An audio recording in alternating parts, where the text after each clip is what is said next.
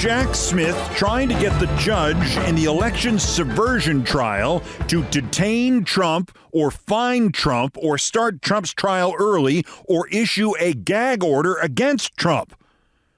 Don't be distracted. Keep your third eye clear. It's not Hunter Biden indicted. It's not Mike Huckabee threatening bullets instead of ballots. It's not even E. Jean Carroll extending her winning streak versus Trump to 4-0.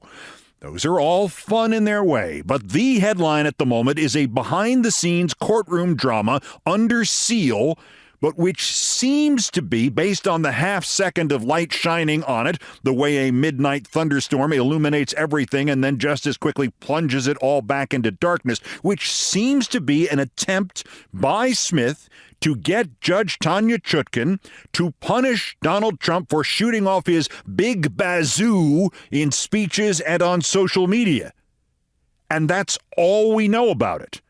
Smith has made a filing with Judge Chutkan's court in which he alleges Trump has, quote, made daily extrajudicial statements that threaten to prejudice the jury pool.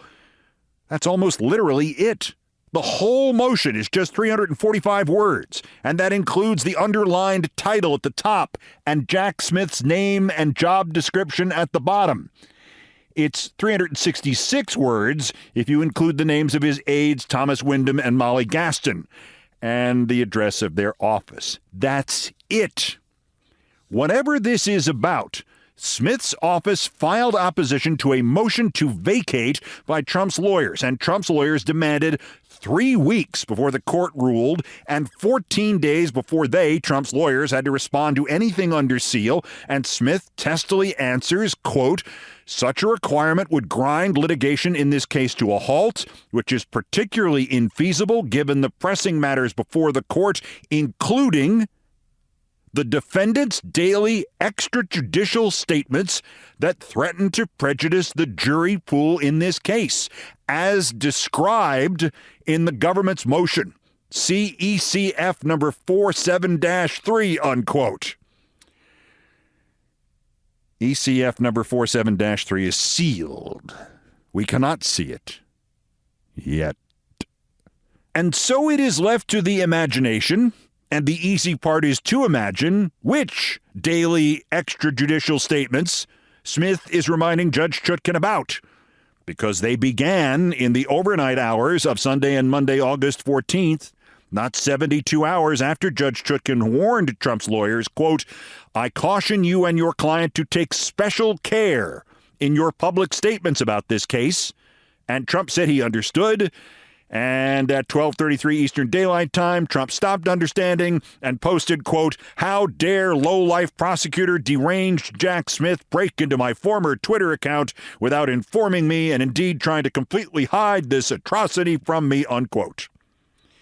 Because the heavens did not immediately strike somebody dead, or whatever it is Trump expects will happen when he issues his bleatings, which would embarrass a fourth-grade bully, just 41 minutes later, Trump attacked the bench, referring to a quote by highly partisan Judge Tanya Chutkan. She obviously wants me behind bars, unquote. Trump started it as the midnight suet that is his skin liquefied itself and dripped onto the keypad of his phone, and he basically has not stopped since.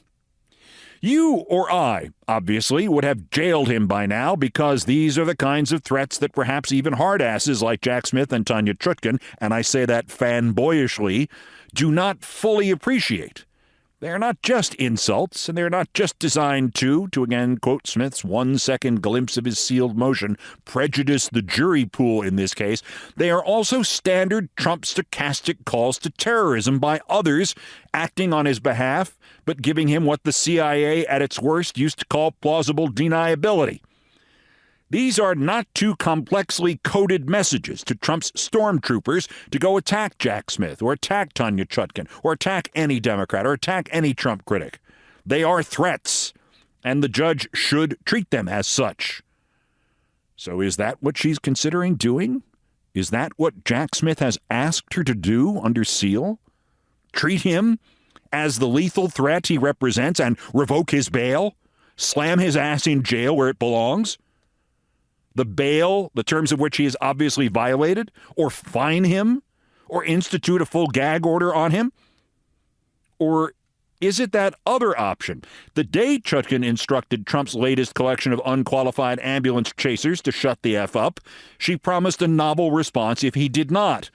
Quoting her again from August 11th, "The more a party makes inflammatory statements about this case, which could taint the jury pool, the greater the urgency will be that we proceed to trial quickly." There's the same reference, the jury pool and tainting it. Whatever is going on, we will know something next week, I think. CNN is reporting Chutkan has ordered both sides to file additional briefs on whether or not the original Smith brief, which presumably is about or at least touches on the defendant's daily extrajudicial statements, should be posted on the public record. Trump's team is to answer that question by Monday, and the special counsel must answer by next Wednesday. Something else about Jack Smith and Trump that has gotten steamrollered by the Atlanta deliberations and the other headlines and everything else. And all it is evidence that the Jack Smith grand jury is still hearing evidence against Trump and his co-conspirators, and still hearing evidence about how he raised all that the election was stolen money and how much fraud he committed while raising it and what he did with it after he raised it.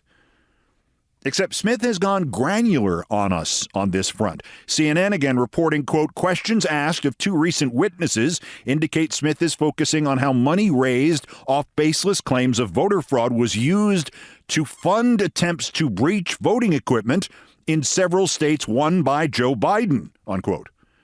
CNN got the invoices that apparently intrigued Smith that show Sidney more cracked than Kraken Powell hired forensic computer firms that eventually got inside voting equipment in Arizona, Georgia, Michigan, and Pennsylvania, states which you may just remember were all won by Joe Biden. CNN is not detailing how the little thought electron jumped from Jack Smith's investigation of Trump fundraising scams to Sidney Powell's electronic breaking and entering, but there it is. There could be a fifth set of federal indictments, or folded into the election subversion trial in Washington, a second case in which Donald Trump is re-indicted. Reindicted and it feels so good. Reindicted like it's filing wood. There's one perfect fit and sugar prison is it. The country's so excited cause he's reindicted. Hey, hey. Thank you, Nancy Faust. Sorry. Couldn't resist. Nor, evidently, can Trump resist? Hugh Hewitt, the man who grew up so poor that his family could only afford the 2 syllables with which to try to build a first and last name out of, asks Trump if he will testify at his own trial. "Oh, yes," he says, "absolutely." And a mighty roar goes up from everybody in the special counsel's office. Quote, "I'll look forward to testifying. At trial, I'll testify." And cheers echo through the halls. Shea Fonnie Willis. Now again, pump the brakes. Trump said this. It doesn't mean he's going to do this. Call it the Infrastructure Week rule. But wait, there's more. Poor Hugh asks him another question. If Smith and Willis and Alvin Bragg said, "We're willing to drop all the charges, but you have to leave the presidential race," quote, "I have no interest. You know me well enough. No interest. Absolutely no interest. I think they'd make that deal right now," which means he has interest. And I don't know about them making that deal right now. Crew just sued, and the 14th Amendment is now so mainstream, I heard about it right in the middle of the repeating headlines on the New York all-news radio station WINS, right between the real field temperature of 96 and traffic on the FDR and whatever dumb thing Mayor Adams just said. Why, even the Associated Press reported about the 14th Amendment. This is a friendly suit. Crew suing the Secretary of State of Colorado on behalf of 6 Republican and unaffiliated voters, including a conservative Denver Post columnist and former Trump voter, and separately a former Republican state legislative leader. And they asked that Trump be disqualified from the ballot there. The Secretary of State, Jenna Griswold, replies, quote, "This case will provide guidance to election officials on Trump's eligibility as a candidate for office." You bet it will. Colorado is the venue because it allows ballot challenges to go straight to court, and it can be wrapped up before the primaries hit next January, and because, and this is fascinating, 8 years ago, a naturalized American citizen who was born in Guyana sued over this issue of presidential eligibility. He claimed the requirement that every candidate be born in the U.S. was unfair, and he wanted to be on the presidential ballot.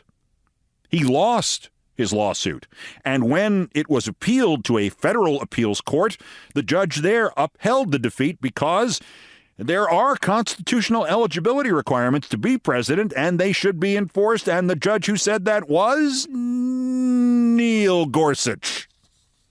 Ruh-roh.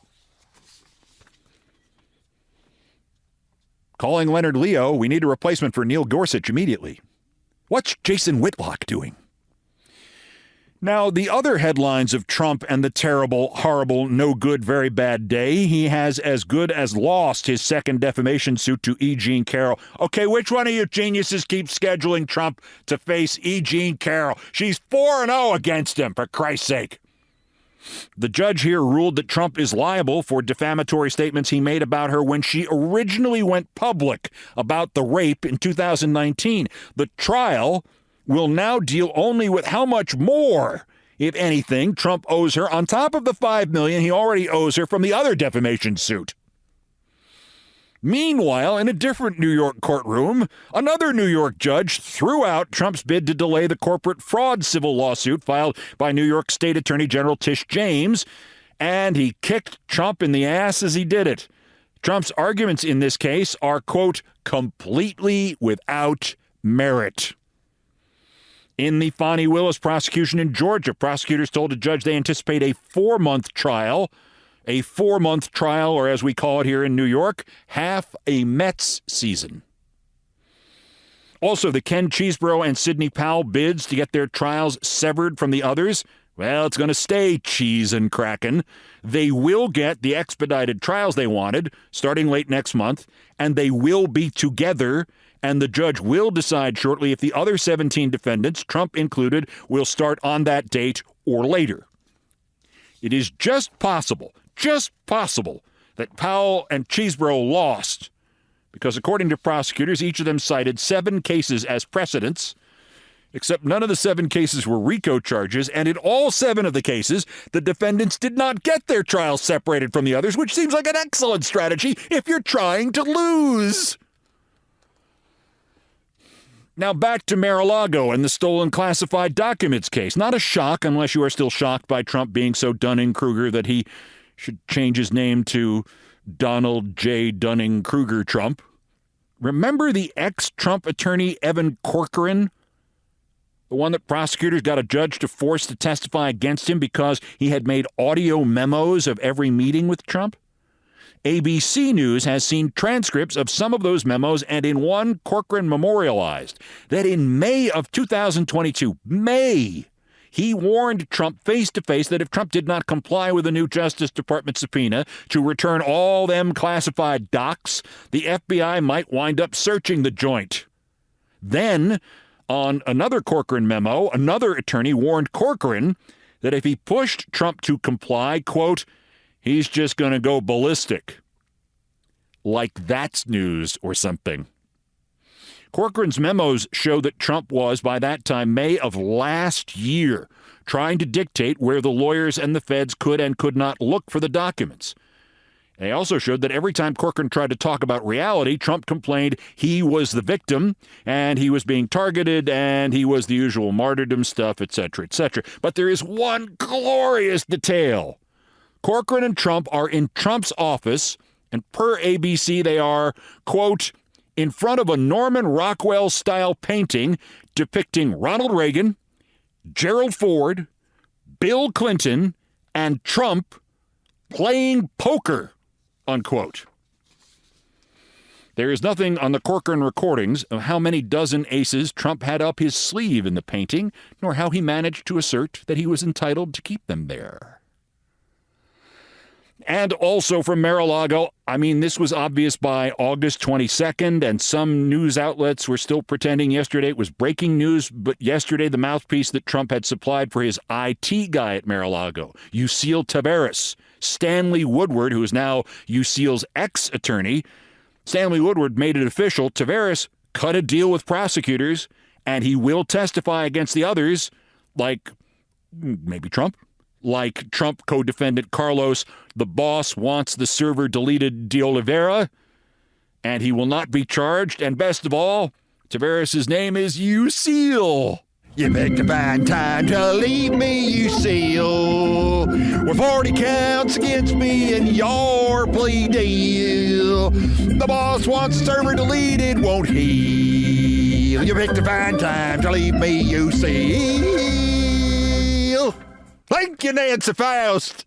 And one last headline. If there is anything worse than the guy Sean Connery references in The Untouchables, the guy who brings a knife to a gunfight, there is the other guy who brings a knife to a gunfight and then boasts about how much trouble the guy with the gun is in.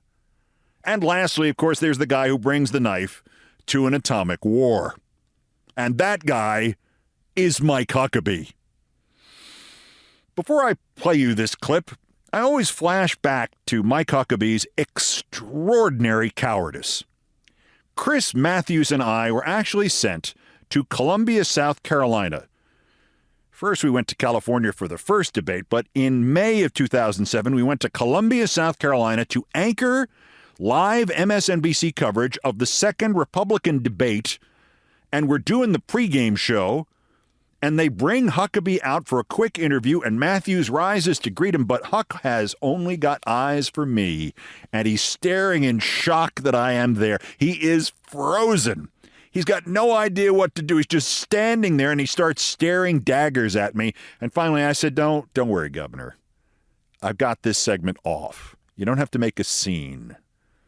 He later told conservative writers that he had refused to do the segment if I was on, which might have been true, but was kind of irrelevant since I wasn't.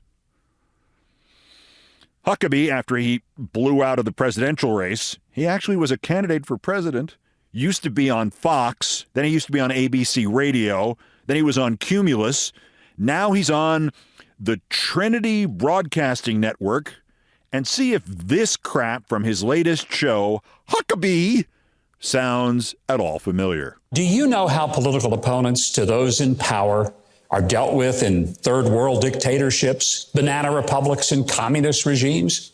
Well, it's simple.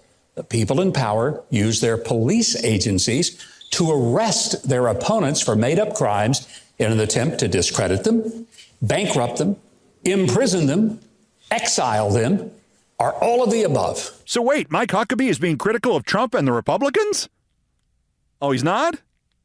Even though Trump's entire campaign in 2016 was lock her up, and while President Trump repeatedly tried to get Hillary Clinton prosecuted and James Comey prosecuted, and his campaign this time around has been about how he's going to prosecute everybody who's ever crossed him, and we're this close to him threatening to prosecute the other owners from the United States Football League who dared to send out teams to try to defeat his sainted team, the New Jersey Genitals of 1983 and 84. We rejoin Mike Huckabee, threatening people will be killed if Trump is not reelected, already in progress. Here's the problem. If these tactics end up working to keep Trump from winning or even running in 2024, it is going to be the last American election that will be decided by ballots rather than bullets. As always, Republicans introduce something evil, then they attempt the evil, then they bluntly, surprisingly, fail to pull off the evil because they talk a great game, but they can neither govern nor strong-arm, and then they whine and claim they are the victims of something the Democrats just invented when the Democrats do a legal and morally justifiable version of the illegal Republican thing. Also, as I always like to throw in for the edification of Republicans and fascists and red staters and other losers who only understand stuff like this, Who is it again who has all the tanks?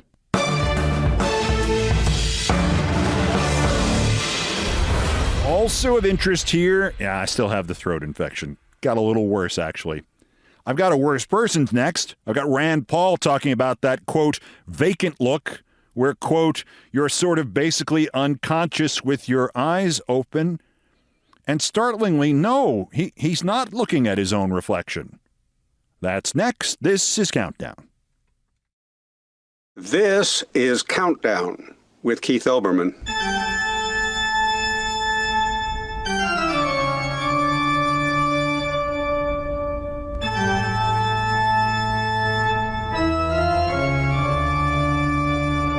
Still ahead on Countdown, it is the universal warning. If you want to enjoy sausage, never go see how the sausage is made. It's not just about how gross sausage can be behind the scenes. It's also about how peeking behind any curtain can take the magic out of what's produced behind the curtain. It's 48 years since I was warned, if you want to enjoy radio or TV or movies or any kind of media, do not start working in them. Sadly, I ignored that. The day that I ignored it, coming up in Things I Promised Not to Tell, plus a singing surprise for you if you stay all the way through the end. Plus, okay, my ENT says I can give you the daily roundup of the miscreants, morons, and Dunning-Kruger effect specimens who constitute today's worst persons in the world. The Bronze Anderson Cooper talking about not being able to enjoy broadcasting ever again.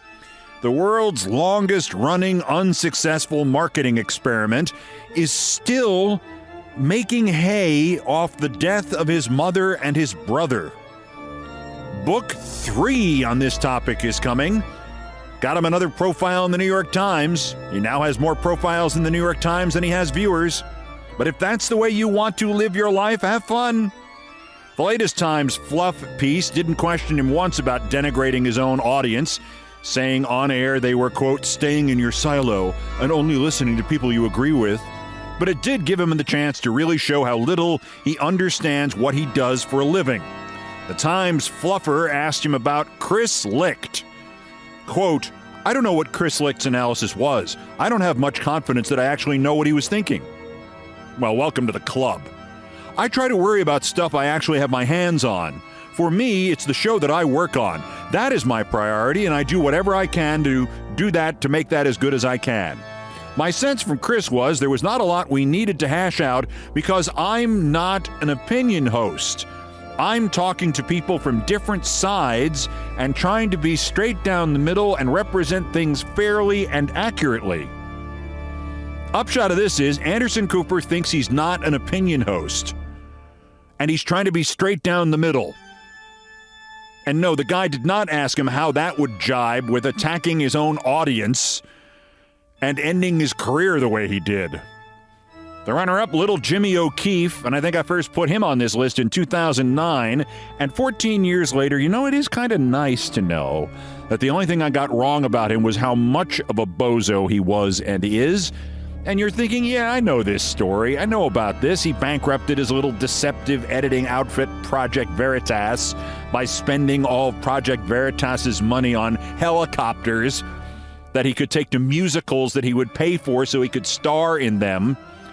But wait, there's more. The Washington Post got hold of an internal audit on where all the money went at Project Kiss My Ass. And I cannot paraphrase this paragraph any better than Will Sommer wrote it, so I'm just going to quote him verbatim. In September 2021, according to the report, Hurricane Ida floodwaters threatened to destroy the Project Veritas office in Mamaroneck, New York. The staff scrambled to save equipment and their own lives. One elderly employee was briefly pulled underwater and had to be rescued by colleagues. But O'Keefe had already left the scene, asking employees to prioritize his own evacuation so he could make it to Virginia for a performance of the musical Oklahoma, in which he had the lead role, according to staffers cited by the audit. Oh, Oklahoma, where the floodwaters nearly drowned the staffer. But our winner, Rand Paul. Now, look, if Rand Paul and Mitch McConnell were both on fire and the hydraulic laws of nature were overwhelming me, I'd hold it in. But Rand Paul's statement about Mitch McConnell's recent freezes, it's just amazing, and maybe not for the obvious reason. Rand Paul, who is a board-certified ophthalmologist only because he created his own board to rival the real board, and he had his own board certify him, Rand Paul is not convinced by McConnell's doctor's explanation that his recent episodes of vapor lock were caused by dehydration. When you get dehydrated, Rand Paul says, you don't have moments when your eyes look in the distance with a vacant look and you're sort of basically unconscious with your eyes open. So you and I need to start a GoFundMe to buy Senator Rand Paul a mirror. Moments when your eyes look in the distance, those are the only moments Rand Paul has. Vacant look? Rand Paul owns the vacant look. Sort of basically unconscious with your eyes open? My God!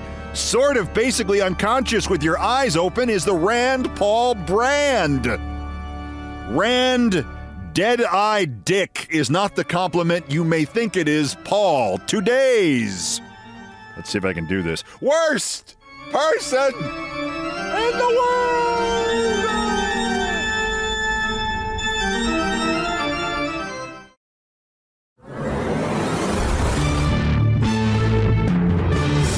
To the number one story on the countdown and my favorite topic, me, and another edition of Things I Promised Not to Tell.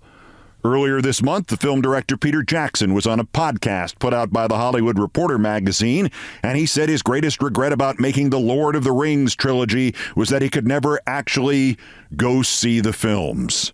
It is such a regret, Peter Jackson said he had looked into getting hypnotherapy to make him forget the work he did on the films and even to forget the films themselves, just so he could go see them like the 99.999% of the world that did not direct the Hobbit flicks. Quoting Jackson from the Awards Chatter podcast, it was such a loss for me not to be able to experience them like everyone else was, that I actually did seriously consider going to a hypnotherapy guy and to hypnotize me to make me forget about the films and forget about the work I'd done over the last 6 or 7 years so I could sit and enjoy them. Just put your head down here on the tape erasing machine and we'll hit the degauss button and you'll be fine, Pete. I mean, you won't remember anything since the year 2015, but away we go. It didn't happen. Apparently Jackson chickened out. So no hypnotherapist caused him to forget making The Lord of the Rings, but one, I guess, made me remember a piece of advice that somebody should have given Peter Jackson before he made the Lord of the Rings trilogy. 47 years ago this week, I arrived at Cornell University as a 16-year-old freshman. We all got there on Sunday, August 24th. My folks stayed, I think, one night, and before they left, my dad helped me to find the college radio station, WVBR, which turned out not to really be a college radio station per se. It wasn't even on the campus. We were driving around for quite a while until we found it early in the afternoon of Monday, August 25th, 1975. This is the anniversary. The address was 227 Linden Avenue, Ithaca, New York. I walked into this sprawling, always a little cold, but nicely converted old gas station and parking garage, and the first person I saw was a young, not too tall woman who asked me if she could help me. And I said, "Hi, I'm a freshman. I'd like to become a sportscaster." And she actually said, "Sounds like you already are. Hi, I'm Roberta Haber. I'm the training director, but we don't really start training until about 4 weeks from now. You'll see the flyers and the announcements. It should be the last Monday in September. I think we'll be able to find a place for you." She gave me a quick tour of WABR and then ushered me the hell out. I checked for those flyers every day, and finally, there they were. Monday, September 22nd, an open house for would-be disc jockeys, news people, sportscasters, engineers, 8 p.m., WVBR FM studios. I got there a little early, and there were already 50 people in the station lounge. There were still a few open spots on the floor. The place kept filling out. they cut it off and started asking people to come back for a second open house the next night when it got to be about 100 of us sitting there. And when it was so crowded in the lounge that I could no longer see the posters on the wall celebrating two of the most hotly promoted young rock stars of the day, Bruce Springsteen and Loudon Wainwright III. Anyway, we finally got started. That woman who had greeted me, Roberta, started the inevitable passing around of the sign-up sheet, and then she said something that somebody should have told Peter Jackson before he made those movies. She said, more or less, "This may sound like a joke, but it's not. We always give this warning on the first night of training. If you ever want to listen to the radio again and just enjoy it, here's the door. Leave now." Several people laughed. "No, I'm serious. Even if you just start training and then leave, it'll still be too late for you to ever just enjoy radio again." And the further you get into it, the more things you have to cross off your list. It's not that I can't listen to the radio anymore. I can hear every accent. I can hear everybody with a mushy S. I can hear the dead air. I can hear the bad segues from record to record. Well, that's bad enough. I'm in radio. But this is my senior year, and I can't just listen to music anymore. I used to be the music director. Now I judge every song I hear. Would this be good on WVBR? I can hear singers mispronounce words. I can hear notes that aren't perfect. If you want to enjoy radio or music, here's the door. Leave now. Not so many people laughed this time, and she continued. "It even begins to affect watching TV and movies, because radio gives you an idea of how TV and movies work as well. There's an old saying, if you like sausage, never go see how they make sausage. Even if you like watching them make it, though, you'll still always think, I wonder if they're making it correctly. What's the recipe here? So if you want to enjoy radio or music or television or life ever again, leave now." The guy sitting next to me left. I did not. I wanted to see how they made the sausage. The inability to just sit back and flip the radio on and not pay attention to it was a fair trade-off. I had already been doing that in high school. We had a high school radio station. It wasn't much, but I used to then listen to other radio stations, the real ones, and go, that guy has a really, really bad New York accent. WVBR turned out to be the best training ground in the country. In my senior year, we literally had a 29-year-old guy from San Francisco named Al, who wanted to become a sportscaster and a radio commercial salesman, and he moved to Ithaca, New York, just to train at WVBR. I loved Ithaca, New York, but I would never move from San Francisco to Ithaca, New York. That effect that you will hear every mistake and reduce every joy to something technical, that actually began to wear off after 20 years or so. I can put the radio on now, and once out of every, 3 or 400 times, I won't hear the mistake or the sibilant S or the news reporter coming on and his volume in the studio is too low and he sounds like this. There are still some periodic flashbacks, too, to other things that happened early in my career there. One day, my clock radio alarm went off at exactly the right moment that, deeply asleep, I still heard the newscaster introduce my pre-taped morning sportscast. Now with sports, here's Keith Olbermann. I sat up in bed immediately. I reached for some non-existent script and began to shout indecipherable nonsense. Well, you know that. I still do it. Anyway, they didn't make me go through the full training program back in 1975. I made it onto the air about 10 days later. A year later, I was the sports director, which was great, except all 10 of those senior sportscasters who were there had graduated, and the day I got back to Ithaca in August 1976, the program director said, "Until you find some more sportscasters, you have to do all the sportscasts." And while I pretended that would have been terrible, I figured eventually I'd probably want to take a day off from the radio station and, maybe go to a class or go for a meal or something. So I put up signs in all the freshman dorms offering a quick training program, and sure enough, I got 6 or 7 guys who wanted to be sportscasters. And the first thing I said to them was, listen, if you ever want to enjoy radio again, forget this, because you'll always be thinking about how they make the sausage. I mean, I don't even enjoy sports as much as I used to.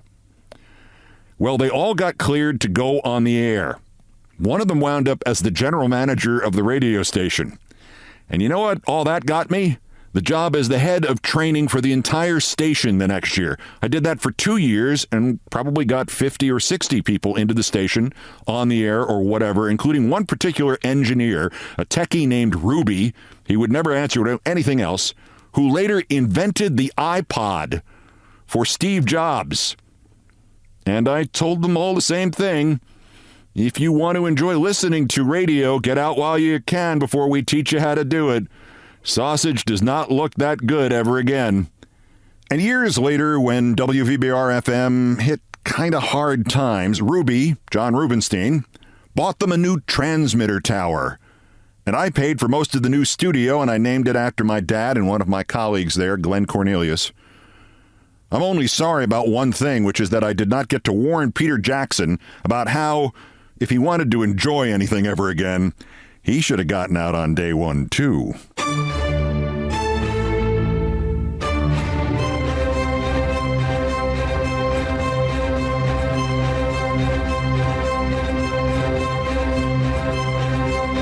I've done all the damage I can do here. Thank you for listening. Countdown has come to you from our studios high atop the Sports Capsule building in New York, around the corner from my various doctors. Here are the credits. Most of the music was arranged, produced, and performed by Brian Ray and John Philip Chanel. They are the Countdown musical directors. All orchestration and keyboards by John Philip Chanel. Guitars, bass, and drums by Brian Ray, produced by TKO Brothers. Other Beethoven selections have been arranged and performed by the group No Horns Allowed. The sports music is the Olbermann theme from ESPN2, and it was written by Mitch Warren Davis, courtesy of ESPN Inc., and I promise, yes, we will again someday have a sports section. Musical comments by Nancy Faust, the best baseball stadium organist ever, who accompanies me in my many singing efforts, or should those be attempts. Our announcer today was my friend John Dean, and everything else was pretty much my fault.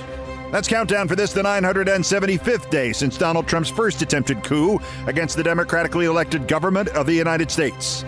Convict him twice in one day while we still can. Yeah, I'm upping the ante. The next scheduled countdown is tomorrow. Bulletins as the news warrants and as my throat infection permits. Till then, I'm Keith Olbermann. Good morning, good afternoon, good night, good luck.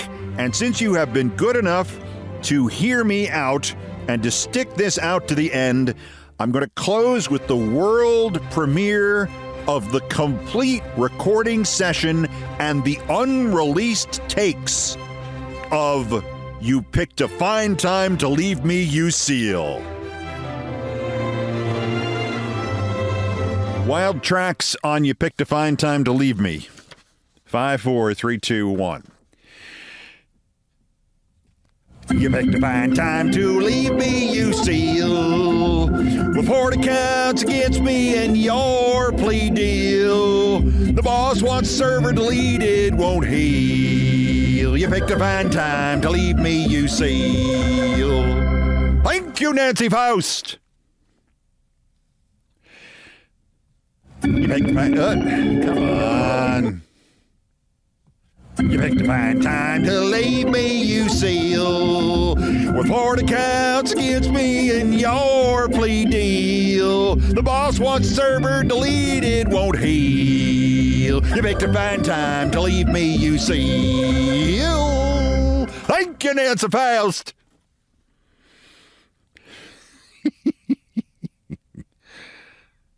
You picked a fine time to leave me, you seal. With 40 counts against me and your plea deal. The boss wants server deleted, won't heal. You picked a fine time to leave me, you seal. Thank you, Nancy Faust. One more time, a little deeper. You picked a fine time to leave me, you seal. With 40 counts against me and your plea deal. The boss wants server deleted, won't heal. You picked a fine time to leave me, you seal. Thank you, Nancy Faust.